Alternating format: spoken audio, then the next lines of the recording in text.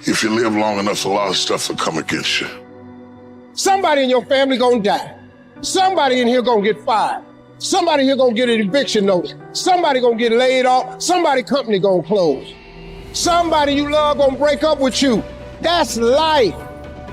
But what you gonna do about it though? Life has a way of humbling you. Life will make you shut up. Life will mute you, shut you down. Because all of us, if you live long enough, will go through a period of feeling so overwhelmed that you think of one more thing, if the phone rings one more time, if I get another text, if I get another email, and sooner or later you feel, oh God, just get me out of this.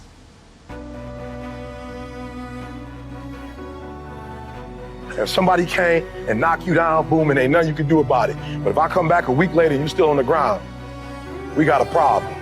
And some of you say, Eric, it ain't my fault. You right. The way you were born, what happened to you is not your fault. But doggone it, you still on the ground after 20 years? You have absolutely nothing to do with what happened to you. It's not your fault. You got knocked on the ground. You had absolutely nothing to do with that. And I'm not blaming you for that. But if I come back a week later, you still on the ground, that's your fault. If I come back a year later, you still on the ground, that's your fault.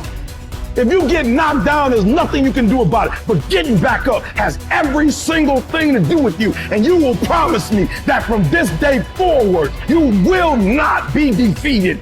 You don't belong at the bottom, and it's time for you to get your butt from down there. It's time for you to stop being comfortable at the bottom. Get your butt up and get to where you're supposed to be.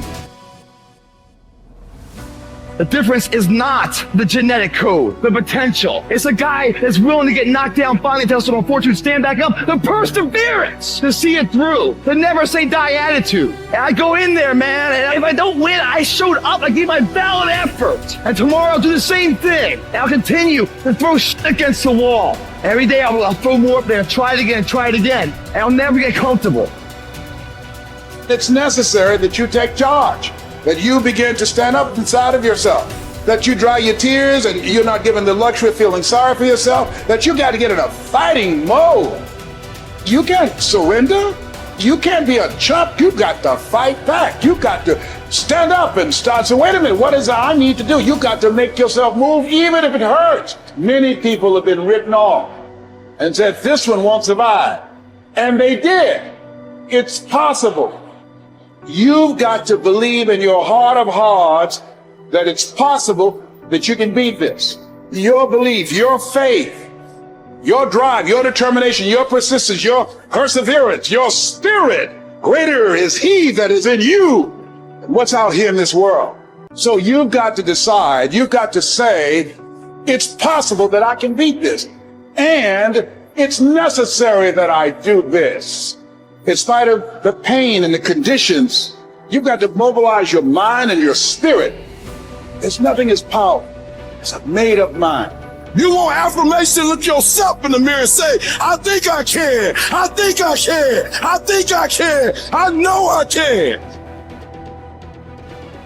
You're built to walk uphill. And when you reach the pinnacle of the hill, you want to stop and appreciate the vision, but the next thing you want is a higher hill in the distance, because it's the uphill climb that it's from the uphill climb that we derive our value. And I mean this technically. So almost all the positive emotion we feel, especially the emotion that fills us with enthusiasm, and that's to be filled with the Spirit of God, by the way, because that's what enthusiasm means. That's experienced in relationship to a goal. And so in some sense, and this is part of the religious enterprise, you want a goal that you can never attain, right? So you can always move closer to the goal that recedes as you move towards it. You think, well, that's frustrating. It's like Sisyphus pushing the rock uphill. But it's not, because as you pursue that goal, you put yourself together and your life does get better and richer and more abundant. And that's why the highest levels of virtue and goal are in some sense transcendent. You want them to be above everything you're doing so you can continually move towards something that's more sublime and better. That's what you are. You're here to live, not to sleep. And the problem with the vision of Mai Tais on the beach is that, well, first of all, that's a vision of drug-induced unconsciousness. Second, it's only going to work for about a week. Third, you're going to be a laughingstock in a month and depressed and aimless and goalless. You want a horizon of ever expanding possibility. And so it does happen to people because they've staked their soul on the attainment of an instrumental goal. And it can be a pretty high order goal, but then you think, well, now I'm there. Now what? Well, the answer can't be, well, I'm going to live in the lap of luxury and never have to leave what do you want to be? A giant infant with a gold bottle? You never have to do anything but lay in your back and suck. It's like, well, you see the problem with that as a conceptualization. It's no, you want to be like an active warrior moving uphill with your sword in hand. And that's dynamic, that's exciting. And that's why so many young men disappear into video games. That's all acted out in the video game. So they have to act that out in their own life. Not that I despise video games, because I don't, but they're not a substitute for life. They might be good training under some conditions for life.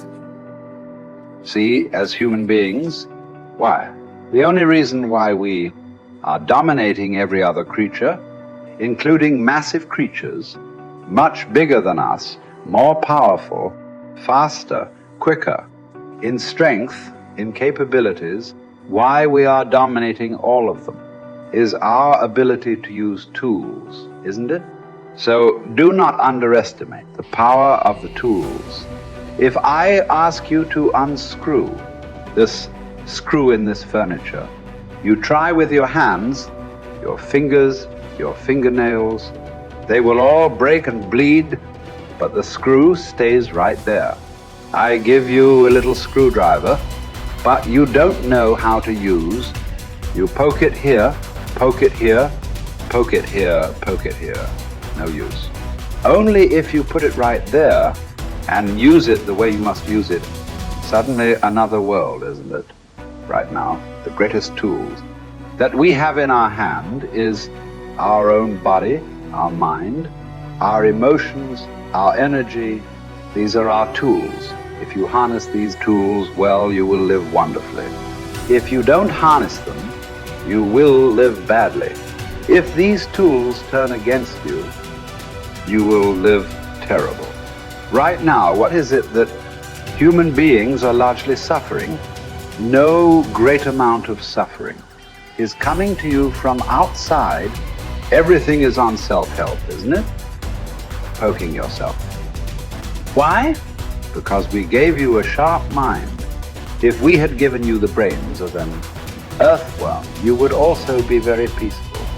But to develop this level of cerebral capability, it took millions of years of evolution to get you here, isn't it? I want you to just imagine from a single celled amoeba to make you like this, how much work. And now you suffer this result. Essentially, what you're suffering is your own cerebral activity, isn't it? You have an intelligence for which you don't have a stable enough base, so it's poking you. Instead of being useful to you, it is poking you simply because this base is not stable. So one thing is to create a stable base so that this intelligence works for you. We have a huge frontal lobe, and it's 40% of our entire brain. And most people, when they have a thought, they just think that that's the truth. And I think one of my greatest realizations in my own journey was just because you have a thought doesn't necessarily mean it's true. So if you think 60 to 70,000 thoughts in one day, and we do, and 90% of those thoughts are the same thoughts as the day before, and you believe that your thoughts have something to do with your destiny, your life's not going to change very much, because the same thought leads to the same choice leads to the same behavior creates the same experience, and the same experience produces the same emotion. And so then the act of becoming conscious of this process to begin to become more aware of how you think, how you act, and how you feel. It's called metacognition. And so then, why is that important? Because the more conscious you become of those unconscious states of mind and body, the less likely you're going to go unconscious during the day. And that thought is not going to slip by your awareness unchecked, because it means to know thyself. The word meditation means to become familiar with. So as you become familiar with the thoughts, the behaviors, and the emotions of the old self, you're retiring that old self. As you fire and wire new thoughts and condition the body into a new emotional state, if you do that enough times, it'll begin to become familiar to you. So it's so important, just like a garden. If you're planting a garden, you got to get rid of the weeds. You got to take the plants from the past year and you got to pull them out. The rocks that sift to the top that are like our emotional blocks, they have to be removed. The soil has to be tenderized and broken down. You have to make room to plant a new garden. So primarily, we learn the most about ourselves and others when we're uncomfortable. Because the moment you move into that uncomfortable state, normally a program jumps in. When that program jumps in, it's because the person doesn't want to be in the present moment and engage it consciously. So when you teach people how to do that with a meditative process, it turns out that when they're in their life, they're less likely to emotionally react. They're less likely to be so rigid and believe the thoughts they were thinking. They're more aware of when they go unconscious back into a habit, and that is what starts the process of change. And so we have to unlearn before we relearn. We have to break the habit of the old self before we reinvent a new self. We have to prune synaptic connections and sprout new connections. We have to unfire and unwire and refire and rewire. We have to unmemorize emotions that are stored in the body, then recondition the body to a new mind and to a new emotion, like deprogram and reprogram. That's the act, and it's a two-step process.